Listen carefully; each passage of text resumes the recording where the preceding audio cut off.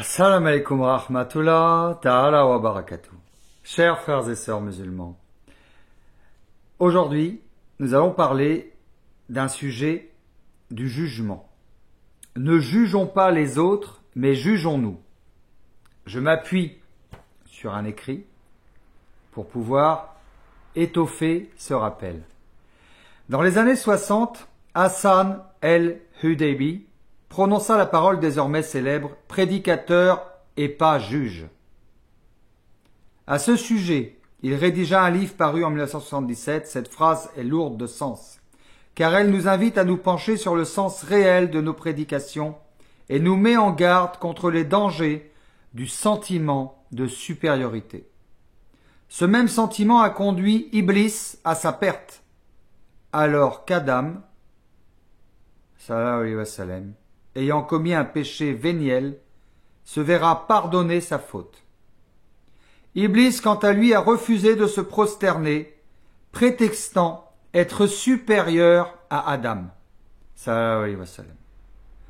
Comme nous l'indique le verset suivant, « Je suis meilleur que lui, dit Iblis. Tu m'as créé de feu et tu l'as créé d'argile. » Sourate 38, verset 77. Cette histoire est riche d'enseignements. Elle nous apprend en effet que les péchés du cœur sont plus dangereux que les péchés des sens. Mais surtout, elle nous met en garde contre les conséquences dramatiques de se croire meilleur qu'autrui. Comme indiqué dans le verset plus haut où Iblis se considérait meilleur qu'Adam, sallallahu alayhi wa sallam, la conséquence de ce sentiment fut terrible. Allah dit dans le Coran: Sors d'ici, te voilà banni, et sur toi sera ma malédiction jusqu'au jour de la rétribution. Sourate 38, versets 77-78. Ne jugeons pas les autres.